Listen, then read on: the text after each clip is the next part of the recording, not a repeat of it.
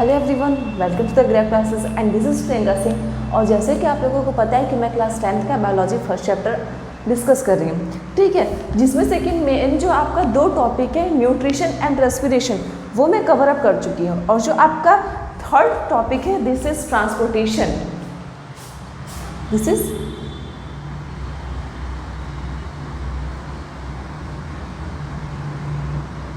Transportation. अब आपको नाम से ही क्लियर हो रहा होगा क्यों, क्योंकि इसमें जो आपका वर्ड है ट्रांसपोर्ट वो आया हुआ है। और ट्रांसपोर्ट का मतलब आप लोगों को पता है कि किसी भी चीज़ को वन प्लेस से दूसरे प्लेस तक के ले जाने का जो प्रोसेस होता है वो होता है ट्रांसपोर्टेशन, ठीक है। मतलब एक जगह से दूसरे जगह ले जाना, उसी चीज़ को हम लोग ट्रांसपोर्ट बोलते हैं और जो होल प्रोसेस है उसको हम लोग ट्रांसपोर्टेशन बोलते हैं, ठीक है। So this is about normal meaning of the transportation, ठीक है।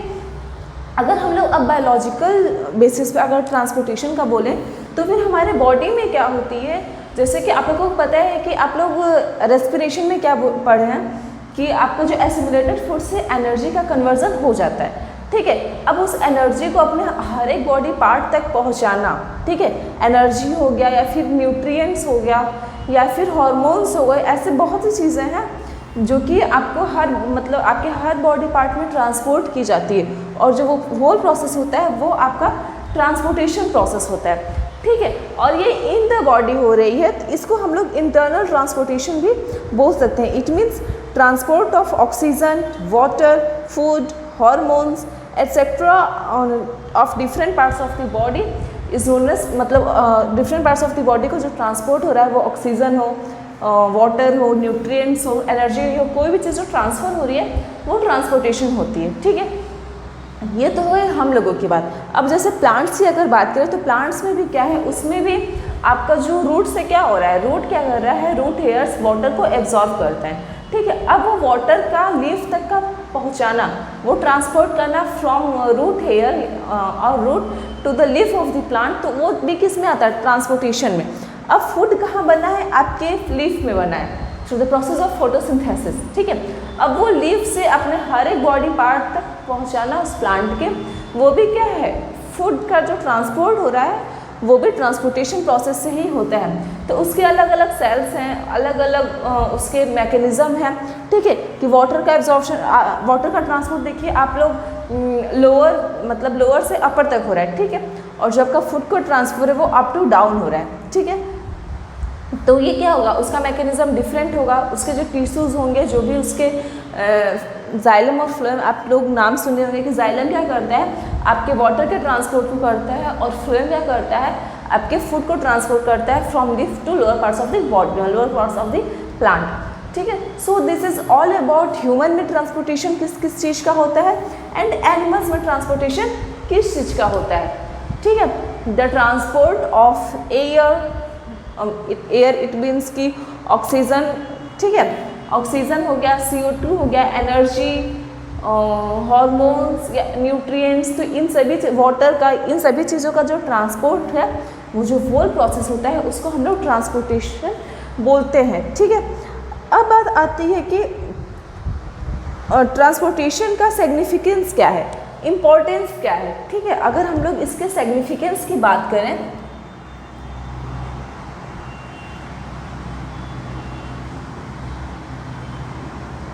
अगर हम इसके सिग्निफिकेंस की बात करें, सिग्निफिकेंस ऑफ ट्रांसपोर्ट, ठीक है, अगर हम उसके सिग्निफिकेंस की बात करें, इट मीन्स कि वो किस किस चीज़ को ट्रांसपोर्ट करता है। तो सबसे पहले मैं बताया कि ट्रांसपोर्ट ऑफ गैसेस, ठीक है। सिग्निफिकेंस की बात करें तो जो सबसे पहला सिग्निफिकेंस है वो है transport of gases, transport of gases. Gases it means कि अगर हम ह्यूमंस की बात करें तो ऑक्सीजन का क्या होता है, बॉडी के अंदर आना, और CO2 का क्या होता है, बॉडी के बाहर जाना, ठीक है। फिर अगर हम लोग ट्रांसपोर्ट की बात करें, वो तो आपका ब्रीदिंग प्रोसेस हो गया। फिर अगर हम लोग ट्रांसपोर्ट की बात करें तो गैस क्या हो रहा है, आपका लंग्स से सेल में जा रहा है। अगर हम गैस की बात करें आपका दो होता है, लंग्स से सेल में जाना ठीक है। फिर सेल से आपका लंग्स में जाना। अब आपको पता है कि लंग्स से सेल में क्या जाता है, O2, और सेल से लंग्स में क्या आता है, CO2।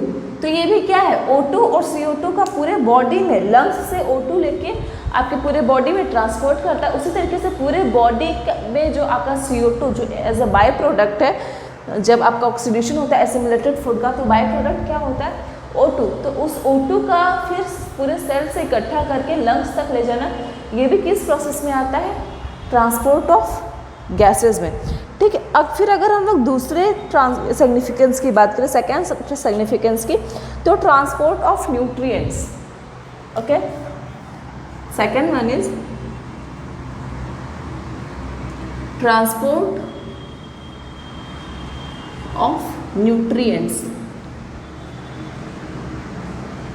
ठीक है। जैसे न्यूट्रिएंट्स क्या हुआ है, एसिमिलेटेड फूड से जो भी आपका न्यूट्रिएंट्स फॉर्म हुआ, वो विटामिन्स हो गए, प्रोटीन्स हो गए, मिनरल्स हो गए, फैट्स हो गए, कार्बोहाइड्रेट्स हो गए, किसी भी तरीके का अगर आपका न्यूट्रिएंट्स बना है तो उसको भी क्या होता है, आपके हर एक बॉडी पार्ट तक पहुंचना ज़रूरी है। क्योंकि हमारा हर एक बॉडी का पार्ट क्या है, इंटरनल या फिर एक्सटर्नल, किसी भी तरीके वो हमेशा काम कर रहा होता है। हमारे मसल्स में जब जब आप पढ़ रहे होते हैं या फिर आप दौड़ रहे होते हैं, काम कर रहे होते हैं, तो किसी भी चीज़ में आपका बहुत से इंटरनल सेल्स क्या होते हैं, काम कर रहे होते हैं। उन सभी इंटरनल सेल्स को क्या होती है, न्यूट्रिएंट्स की ज़रूरत होती है। तो न्यूट्रिएंट्स किस प्रोसेस से पूरे सेल तक पहुंचता है, through the process of transportation. ठीक है। फिर अगर हम लोग थर्ड सिग्निफिकेंस की बात करें, तो थर्ड सिग्निफिकेंस की क्या होता है, transport of hormones.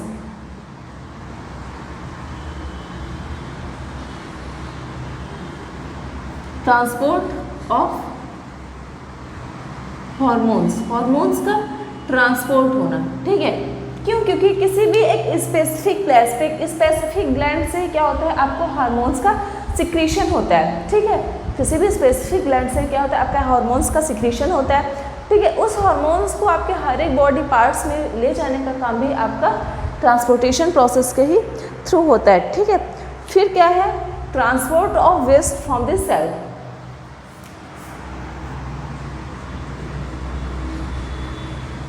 Transport of waste from cell. अब बताते हैं कि सेल से वेस्ट का क्या मतलब। ठीक है। आप लोग के माइंड में आ रहा होगा कि ठीक है, हमें वैसे तो पता है कि ह्यूमन बॉडी में वेस्ट मटेरियल बनते हैं, तो वो इजेक्शन प्रोसेस के थ्रू बाहर आ जाता है। ठीक है। अब सेल में, फ्रॉम सेल, ठीक है, तो अब सेल में वेस्ट का क्या मतलब है। ठीक है। सेल में भी क्या हो रहा है, अपने एक इंटरनल प्रोसेसेस हो रहे हैं, अपना इंटरनल वो वर्क कर रहा होता है। ठीक है। उसमें भी क्या होते हैं, वेस्ट बनते हैं, और सेल का जो वेस्ट है वो यूरिया के फॉर्म में होता है। ठीक है। ये क्या है, एक नाइट्रोजनस मतलब नाइट्रोजनस केमिकल है जिसमें कि नाइट्रोजन प्रेजेंट होता है। तो क्या होता है, वेस्ट सेल का यूरिया के फॉर्म में आता है, जो कि कहाँ तक ट्रांसपोर्ट होता है, किडनी तक। ठीक है। ये यूरिया का मतलब सारे सेल से उसका वेस्ट प्रोडक्ट, इट मीन्स कि यूरिया लेके आपकी किडनी तक पहुंचाना। फिर किडनी में भी कुछ एब्जॉर्प्शन प्रोसेस होते हैं, मतलब बहुत कम होता है, तो उसमें जो भी आपके एब्जॉर्बेबल सब्सटेंस हो गया उसे एब्जॉर्ब करके फिर क्या करता है, वो इजेक्शन प्रोसेस के थ्रू आपका बाहर आ जाता है। ठीक है। तो ये जो ट्रांसपोर्ट हो रहा है from the cell to the kidney, वो भी किस चीज़ में आएगा, आपका ट्रांसपोर्टेशन में आएगा। ठीक है। फिर है नेक्स्ट आपका, हमारे बॉडी में आप लोगों को WBC का नाम सुने होंगे। अभी मैं डिटेल में उसको बताऊंगी WBC क्या होता है। तो WBC एक सोल्जर ऑफ द बॉडी होता है। ठीक है। वो सोल्जर ऑफ द बॉडी होता है। इट मीन्स कि वो कोई भी फॉरेन पार्टिकल, कोई भी एक माइक्रो ऑर्गेनिज्म अगर हमारे बॉडी में आ जाता है, इंटर कर जाता है, तो हमारे बॉडी में एक टाइप का सेल है, उसका WBC नाम है। ठीक है। वो WBC है, तो वो क्या करता है, उस माइक्रो ऑर्गेनिज्म को किल करके हमारे बॉडी को बचाता है। तो वो भी क्या होता है, contains cell that fight infection. तो वो भी क्या करता है, उसको ट्रांसपोर्ट करता है। Contains cells which fight from antigens। Antigens को हम फॉरेन पार्टिकल्स ही बोल देते हैं।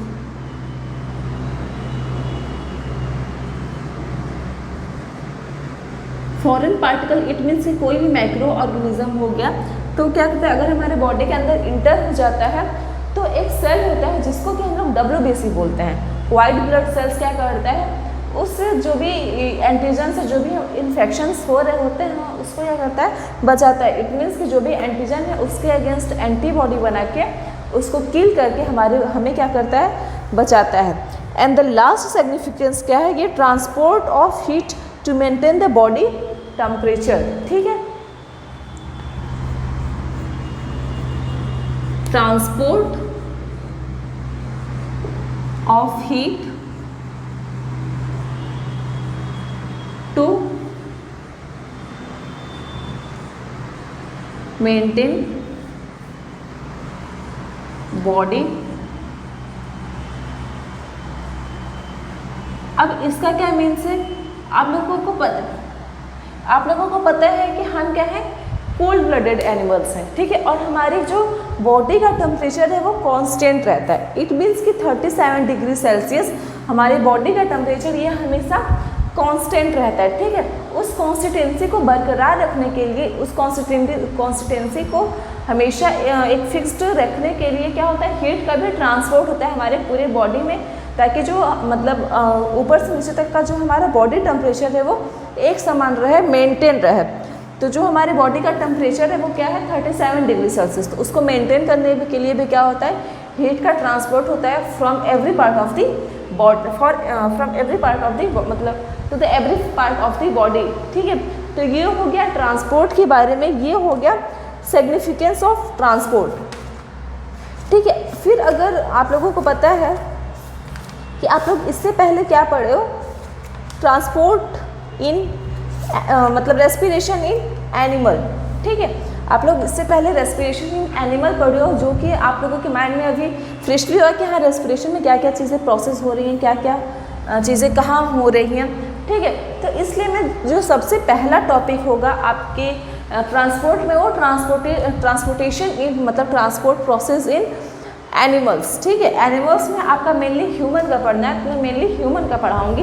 ठीक है, तो transportation process in human beings. ठीक है, तो transportation process in human beings में पढ़ने के पहले आपको जिस वजह से ट्रांसपोर्ट हो रही है, ठीक है, किसी भी चीज़ को ट्रांसपोर्ट करने के लिए एक मीडियम चाहिए होती है।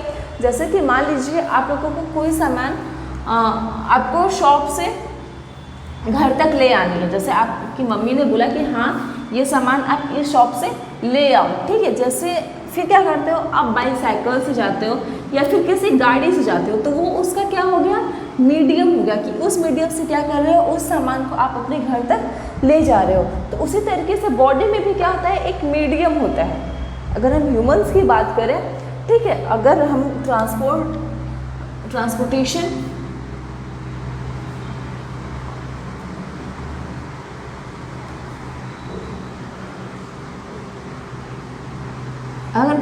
इन ह्यूमन बींग्स के बारे में बात करें, तो हमारे बॉडी में भी किसी भी चीज़ को ट्रांसपोर्ट करने के लिए एक मीडियम की ज़रूरत होगी, और वो मीडियम क्या है, ब्लड। ठीक है, आप लोग ये नाम सुने ही होंगे, मतलब इससे फैमिलियर होंगे ब्लड के। ठीक है, तो हम लोग आज उस मीडियम के बारे में जानेंगे जो कि है ब्लड। ठीक है, आपका मीडियम क्या है जिसके थ्रू आपके अंदर ट्रांसपोर्टेशन प्रोसेस हो रहा होता है, तो वो ब्लड है। अब ब्लड क्या है, ब्लड एक तरीके का रेड कलर लिक्विड है। ठीक है, ब्लड क्या है, रेड कलर लिक्विड है, और उसका रेड कलर क्यों है, due to the presence of haemoglobin. ठीक है, हीमोग्लोबिन के प्रेजेंस की वजह से इसका जो कलर है वो रेड कलर करता है। Blood is red because it contains pigment is known as haemoglobin. Blood का जो कलर है वो क्यों, क्योंकि ये इसमें एक रेड पिगमेंट पाया जाता है जिसका नाम है हीमोग्लोबिन। उसी की वजह से क्या होता है, आपका ब्लड जो है वो रेड कलर का होता है। ठीक है, blood consist of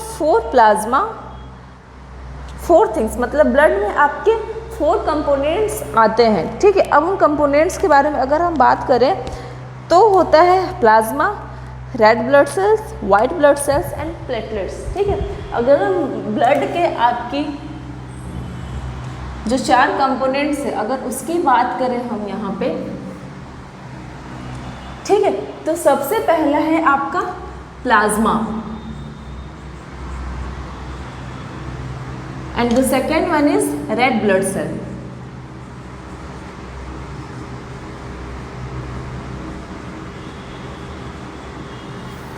And fourth one is white, third one is white blood cell.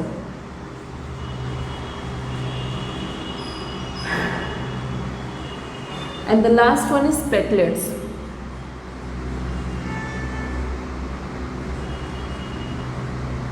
ठीक है, तो ये आपके हम लोग आरबीसी, इसको रेड ब्लड सेल को आरबीसी या फिर आरबीसी को हम लोग रेड ब्लड कॉर्पोसेल्स भी बोलते हैं। सेल का दूसरा नाम है कॉर्पोसेल्स, ठीक है। तो आरबीसी को हम लोग रेड ब्लड सेल्स बोले या फिर रेड ब्लड कॉर्पोसेल्स बोले, दोनों का मीन्स क्या है, सेम है। उसी तरीके से डब्ल्यूबीसी को भी क्या बोलते हैं, वाइट ब्लड सेल्स और वाइट ब्लड कॉर्पोसेल्स, दोनों का जो मतलब है वो सेम है, ठीक है। तो अब हम क्या करेंगे, इन चारों के बारे में हम लोग डिटेल में जानेंगे। तो प्लाज्मा क्या है, एक लिक्विड मैट्रिक्स है, ठीक है। प्लाज्मा क्या है, एक लिक्विड मैट्रिक्स है जिसमें कि क्या होते हैं, आपके जो अदर 3 सब्सटेंस है वो एम्बेडेड फॉर्म में रहते हैं, ठीक है। अगर प्लाज्मा की बात करें तो ये लिक्विड सब्सटेंस है, लिक्विड फॉर्म में ये रहता है हमारे बॉडी में, ठीक है। इसमें जो अदर 3 कंपोनेंट्स हैं, इट मीन्स कि red blood sales, white blood cells and platelets, वो क्या होते हैं, उसमें एम्बेडेड होते हैं। इट मीन्स ये एक फ्लूइड मैट्रिक्स है on which blood cells are embedded. ये क्या है, फ्लूइड मैट्रिक्स है। लिक्विड को हम लोग फ्लूइड भी बोलते हैं, तो पता ही है। तो ये क्या है, फ्लूइड मैट्रिक्स इसको हम लोग बोलते हैं।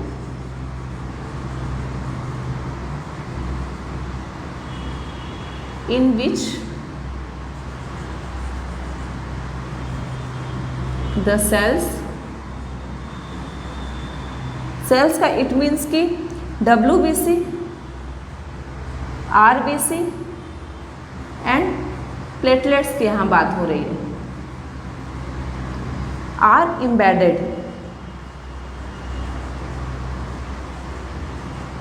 ठीक है। इट मीन्स कि जो ट्रांसपोर्टेशन हो रहा है वो इसी प्लाज्मा के थ्रू होता है, जिस भी चीज़ का ट्रांसपोर्ट होना होता है, रेड ब्लड सेल्स हो, वाइट ब्लड सेल्स हो या प्लेटलेट्स के फॉर्म में, तो इसी फ्लूइड के मीडियम से क्या होता है, ट्रांसपोर्ट हो रहा होता है, ठीक है। तो ये क्या है, एक तरीके का लिक्विड फ्लूइड है जो कि क्या करता है, आपके जो अदर सेल्स हैं, डब्ल्यूबीसी, आरबीसी एंड प्लेटलेट्स, वो इसमें एम्बेडेड होते हैं, वो उसमें प्रेजेंट रहते हैं, ठीक है। फिर अगर हम लोग अब रेड ब्लड सेल्स की बात करें, ठीक है, और प्लाज्मा में आपकी क्या क्या चीज़ें और डिज़ोल्व रहती हैं, उसमें आपके बहुत से सब्सटेंस उसमें डिज़ोल्व रहते हैं, जैसे कि proteins, digested food, common salt, waste product and hormones, ठीक है। तो प्लाज्मा में और क्या क्या चीज़ें डिज़ोल्व रहती हैं,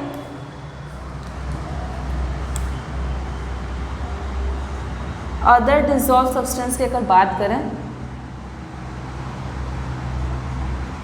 डिज़ोल्व सब्सटेंस की अगर हम बात करें तो वो क्या है, जैसे हॉर्मोन्स हो गए, वेस्ट मटेरियल्स हो गए, वो भी क्या होते हैं, इसमें आपके प्रेजेंट रहते हैं। प्रोटीन्स हो गए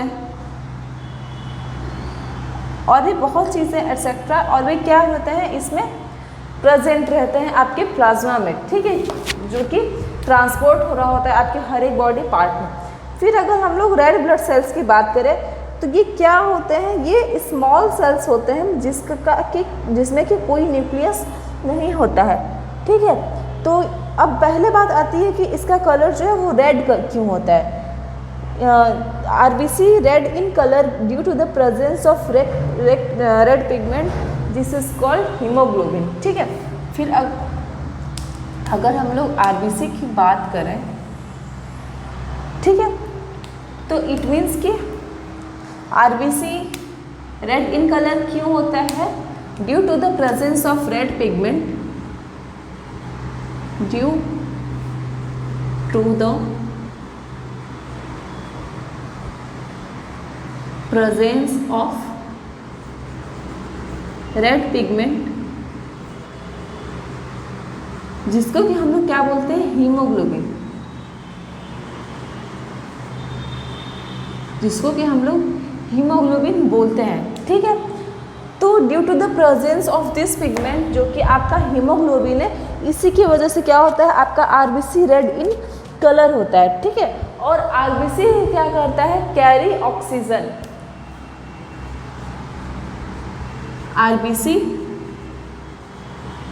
कैरी ऑक्सीजन। अब यहाँ से आपको पता चल रहा होगा कि जो ऑक्सीजन का ट्रांसपोर्ट हो रहा है हमारे बॉडी में, वो कौन कर रहा है, आपका रेड ब्लड सेल ही करता है। ठीक है, तो इट मीन्स कि जो आपका हीमोग्लोबिन है, हीमोग्लोबिन के प्रेजेंस की वजह से क्या होता है, आपका जो आरबीसी है रेड, वो रेड कलर का होता है, और आरबीसी ही क्या करता है, जो उसमें हीमोग्लोबिन होता है वही आपका ऑक्सीजन या फिर गैसेस, ठीक है, गैसेस भी बोल सकते हैं, ऑक्सीजन हो या फिर CO2 हो, तो क्या करता है, उसको कैरी करता है। इट मीन्स कि ऑक्सीजन को आपको आपके लंग से लेके पूरे बॉडी पार्ट के सेल्स तक पहुंचाता है, और पूरे सेल्स से जो आपका बाई प्रोडक्ट है CO2, उस सारे सेल से क्या करता है, आपके लंग्स तक पहुंचाने का काम रेड ब्लड सेल्स ही करते हैं। इट मीन्स कि इट कैरीज, हम लोग गैसेस भी यहाँ बोल सकते हैं कि WBC कैरी गैसेस। ठीक है, अब इसमें सबसे इम्पॉर्टेंट होता है, इसमें न्यूक्लियस अब्सेंट होता है। ठीक है, absence of nucleus, absence of nucleus, इसमें न्यूक्लियस क्या होता है, अब्सेंस होता है। न्यूक्लियस के प्लेस पे आपका ऑक्सीजन बाइंड होता है या फिर हीमोग्लोबिन आपका प्रेजेंट रहता है, तो उसमें कोई प्लेस नहीं बचता है, इस वजह से वहाँ पे क्या होता है, न्यूक्लियस का अब्सेंस होता है। ठीक है, तो न्यूक्लियस क्या रहता है, अब्सेंट रहता है। RBC do not have nuclei और न्यूक्लियस। ठीक है, तो जिसकी वजह से कि उनका जो लाइफ है बहुत ज़्यादा दिन तक नहीं रहता है, बहुत ज़्यादा लॉन्ग तक उनकी लाइफ नहीं रहती है। Each red blood sales lives for about 4 months। अगर हम इसकी लाइफ के बारे में बात करें, लाइव्स अबाउट 4 months। ठीक है, हर एक 4 months के बाद क्या करते हैं, ये डेड कर जाते हैं, और हर एक दिन में आपके 3 मिलियन जो रेड ब्लड सेल्स है, 3 मिलियन, ठीक है, ये 3 मिलियन जो आपके रेड ब्लड सेल्स है वो डेड करते हैं। ठीक है, लेकिन इसका जो 4 टाइम्स है आपका रोज बोन मैरो क्या करता है, बनाता है। अगर 3 मिलियन आपका जो रेड ब्लड सेल्स है अगर वो डाई कर रहा है आपके रोज, मतलब डेली, तो आपका इसका 4 टाइम्स क्या होता है, आपके बॉडी में फॉर्म होता है। इट मीन्स कि 3 4 are 12, तो इट मीन्स कि 12 मिलियन आपके बॉडी में डेली जो आरबीसी है वो फॉर्म होता है। ठीक है, अगर डेली आपके 3 मिलियन आरबीसी क्या होते हैं, डेड करते हैं, तो इसके 4 टाइम्स क्या होते हैं, डेली आपके बोन मैरो उसे फॉर्म करता है। ठीक है, 4, अगर हम लोग इसे इंग्लिश में बोलते हैं, are red blood cells of the human beings die every day, मतलब 3 मिलियंस क्या होते हैं आपका डेली मरता है, but 4 times that number are made in the bone marrow every day. 4 times क्या होता है आपके बोन मैरो में एवरी डे वो फॉर्म हो रहा होता है। ठीक है, when we donate blood to save the life of the person, अगर हम किसी भी पर्सन को डोनेट कर रहे होते हैं उसकी लाइफ को सेव करने के लिए, ठीक है, तो हमारा जो 1-2 दिन में जो भी हम डोनेट किए रहते हैं आरबीसी, वो क्या होता है, कुछ ही दिनों में वो मेंटेन हो जाता है, मतलब 1 या 2 दिन में मैक्सिमम वो मेंटेन हो जाता है, हमारे बॉडी में उसकी कमी नहीं रहती है। So this is all about your RBC. ठीक है, अगर हम वाइट ब्लड सेल्स की अब बात करें, ठीक है, तो वाइट ब्लड सेल्स को हम लोग सोल्जर ऑफ द बॉडी बोलते हैं। ठीक है, अगर इसकी हम लोग बात करें तो ये क्या है, सोल्जर ऑफ द बॉडी कहलाता है। ठीक है, सोल्जर्स ऑफ द बॉडी।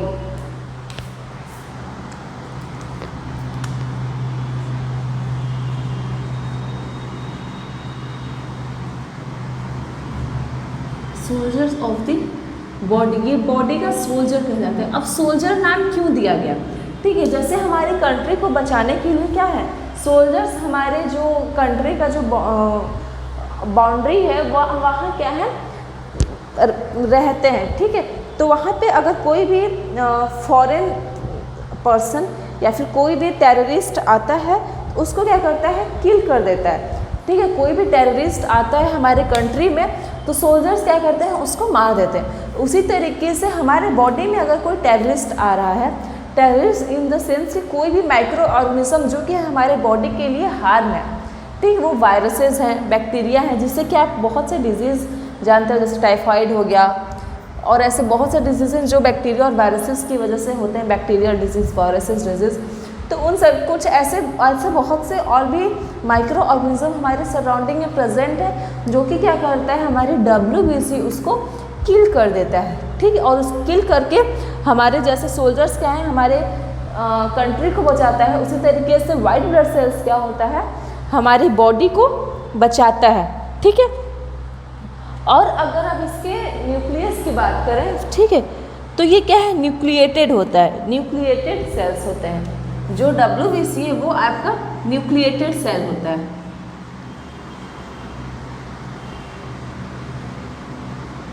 ठीक है। अब इसके अगर जैसे RBC का मेन फंक्शन क्या है, आपके गैसेस को ट्रांसपोर्ट करना, उस तरीके से अगर WBC का मेन फंक्शन अगर हम लोग बात करें तो prevent our body from the foreign particles, prevent our body from the antibody, antigens, ठीक है। अब एंटीजन्स में आपके वायरसेस आ गए, बैक्टीरिया हो गए, तो ऐसे बहुत से माइक्रो ऑर्गेनिजम्स हैं जो कि क्या है, हमारे बॉडी में इंटर कर जाता है, तो उसको हम लोग एंटीजन्स बोलते हैं। कोई भी फॉरेन पार्टिकल अगर हमारे बॉडी के अंदर आ रहा है तो उसको हम लोग एंटीजन्स बोलते हैं, ठीक है। फिर उस एंटीजन के अगेंस्ट हमारी बॉडी क्या करती है, एंटीबॉडी बनाती है, उसी को हम लोग सोल्जर बोलते हैं, ठीक है। तो उसके अगेंस्ट क्या करती है हमारी बॉडी, एंटीबॉडी बनाती है। वो एंटीबॉडी और इस एंटीजन में जैसे सोल्जर और टेररिस्ट के बीच में लड़ाई होती है, उसी तरीके से हमारे एंटीजन और एंटीबॉडी के बीच में लड़ाई होती है, जिसमें कि मैक्सिमम जो है हमारा एंटीबॉडी एंटीजन को मार गिराता हुआ हमारी बॉडी को प्रिवेंट करता है, ठीक है। So this is the about the white blood cells. फिर अगर हम लोग इसकी लाइफ और उसी मतलब जो है माइक्रो ऑर्गेनिज्म को मार करके क्या करता है, बिल्ड द इम्यून सिस्टम, ठीक है, and build the immune system. Immune system आप लोग क्लास 9th में शॉर्ट में ही पढ़े होंगे, बट जानते हैं कि इम्यून सिस्टम में क्या होता है, जो कि हमारी बॉडी को प्रिवेंट करता है एंटीबॉडीज, उसी को मतलब वो जो सिस्टम होता है उसको हम लोग इम्यून सिस्टम बोलेंगे। तो ये आप लोग हायर क्लासेस में आप लोग डिटेल में जाएंगे इम्यून सिस्टम क्या है। तो उससे क्या होती है, हमारे अभी आप लोग जान भी रहे होंगे कोरोना चल रहा है तो सभी लोग बोलते हैं कि इम्यूनिटी स्ट्रांग रखो, सभी मतलब बच्चों का, बूढ़ों का एंड सभी का एक्चुअली इम्यूनिटी स्ट्रांग रखते हैं अगर हम लोग, तो कोई भी बैक्टीरियल डिजीज़ हो, वायरल डिजीज़ हो, तो उससे हमें नहीं होता है। सो दिस इज़ इम्यूनिटी, जो आपका स्ट्रांग रखने का जो मतलब पूरा जो सिस्टम है, जिससे कि हमारी इम्यूनिटी हर एक एंटीजन से लड़ती है हमारी एंटीबॉडी। तो वो जो सिस्टम होता है वो आपका जैसे कि रेस्पिरेटरी सिस्टम हो गया, न्यूट्रिशन सिस्टम हो गया, सर्कुलेटरी सिस्टम, जो कि अभी हम लोग जानेंगे। तो इसी तरीके से इम्यून सिस्टम में क्या होता है, हमारे बॉडी को प्रिवेंट करने का जो भी सिस्टम है उसको हम लोग इम्यून सिस्टम बोलते हैं, ठीक है। फिर अगर हम लोग अब उसकी बात करें, अगर इसकी लाइफ की, तो it life for 3 to 4 days in human body, life for 3 to 4 days, ठीक है। ये क्या होते हैं, 3 से 4 दिन तक की ही इनकी लाइफ जो ड्यूरेशन है वो उनके इतने ही टाइम की होती है।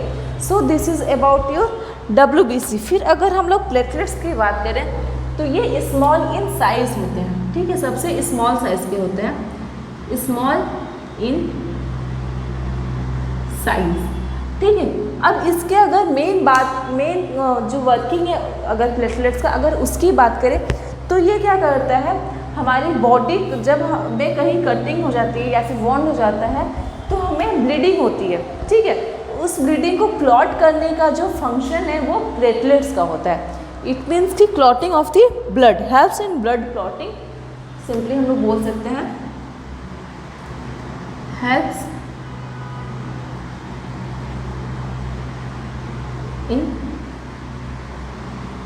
Blood clotting. Clot it means कि जमना, जैसे आप लोग बोलते हो कि अगर बहुत ज़्यादा ब्लीडिंग हो रही होती है तो खून क्या होता है, जम जाता है, उस प्लेस पे क्या होती है, आपकी ब्लीडिंग रुक जाती है। So this is about your clotting. वहाँ पे क्या होती है, प्लेटलेट्स क्या हो जाते हैं, इकट्ठे हो जाते हैं जहाँ से कि आपका ब्लीडिंग हो रही होती है। जब प्लेटलेट्स इकट्ठे हो जाते हैं तो जो आपका ब्लड है वो सॉलिडिफाई हो जाता है। इकट्ठा कोई भी चीज़ अगर हो जाता है तो वहाँ पे सॉलिड हो जाता है, ठीक है।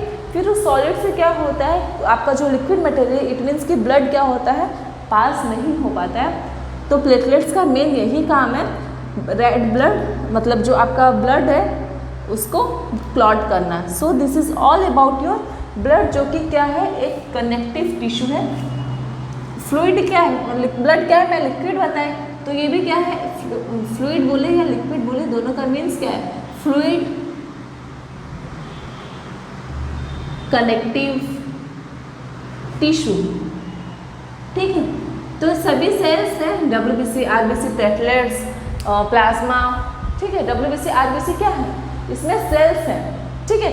तो सेल से क्या फॉर्म करते हैं, टिश्यूज फॉर्म करते हैं। तो उसी तरीके से हम लोग ब्लड में इन सभी के प्रेजेंस होने की वजह से इसको हम लोग टिश्यूज बोलते हैं। और ये एक दूसरे के क्या है, कनेक्टेड है। हमारे बॉडी के हर एक पार्ट ऑर्गन्स में क्या है, कनेक्टेड है। हर एक बॉडी पार्ट्स के ऑर्गन से क्या है, ये कनेक्टेड है। इसीलिए हम लोग इसको फ्लूइड कनेक्टिव टिश्यू है। फ्लूइड क्या है, ये फ्लूइड के फॉर्म में है, इसलिए कनेक्टिव क्यों, क्योंकि ये हमारे हर एक बॉडी पार्ट से क्या है, हर एक बॉडी पार्ट को कनेक्ट किए रखा है। टिश्यू क्यों, क्योंकि इसमें क्या है, आपके RBC, WBC सेल्स प्रेजेंट हैं, जो कि क्या है, बहुत ज़्यादा अमाउंट में रहते हैं। उसकी वजह से हम लोग टिश्यू बोलते हैं। टिश्यू क्या होता है, a group of cells is known as tissue. So इसीलिए हम लोग ब्लड को फ्लूइड कनेक्टिव टिश्यू भी बोलते हैं। सो this is all about your blood. Blood में 4 कंपोनेंट्स होते हैं, plasma, red blood sales, WBC and platelets, ठीक है। यही सब क्या करते हैं, हमारे बॉडी में जितने भी सब्सटेंस हैं, nutrients, oxygen, carbon dioxide, temperature को मेंटेन रखना, न्यूट्रिएंट्स का ट्रांसपोर्ट करना, हार्मोन्स का ट्रांसपोर्ट करना, तो वो सभी चीज़ें क्या होती हैं, इतनी सभी चीज़ों की वजह से ट्रांसपोर्ट होती हैं, ठीक है। फिर जो अब हम लोग डिटेल में जानेंगे कि ह्यूमन में जो ट्रांसपोर्ट हो रहा है वो किसकी वजह से होता है। तो इसलिए हम जो ह्यूमन्स का ट्रांसपोर्टेशन है, ह्यूमन्स के बारे में पढ़ेंगे। तो उसको शॉर्ट में हम लोग सर्कुलेटरी सिस्टम बोलते हैं ह्यूमन में, ठीक है। सर्कुलेटरी सिस्टम के जो क्या होता है, इन सभी चीज़ों का ट्रांसपोर्ट होता है हमारी बॉडी में, ठीक है। तो अब हम अपने नेक्स्ट वीक में जानेंगे कि इन सभी चीज़ों का ट्रांसपोर्ट ह्यूमन बॉडी में कैसे हो रहा है, क्या चीज़ें क्या ट्रांसपोर्ट कर रही हैं। सो हम अपने नेक्स्ट वीक में जाएंगे कि क्या चीज़ें ट्रांसपोर्ट होती हैं, कैसे ट्रांसपोर्ट होती हैं। सो अगर इस वीडियो में अगर कोई प्रॉब्लम है तो हमारे कमेंट सेक्शन में पूछ सकते हो। मैं आपकी प्रॉब्लम को अपने नेक्स्ट वीडियो में या फिर कमेंट सेक्शन में सॉल्व करने की पूरी कोशिश करूँगी। और चैनल को सब्सक्राइब करना, शेयर करना और लाइक करना ना भूलिएगा। इसको अपने फ्रेंड में भी शेयर करिए ताकि आपको वो लोग भी पढ़ सके, वो लोग भी जान सके क्या चीज़ है, ठीक है। So thank you so much and have a nice day.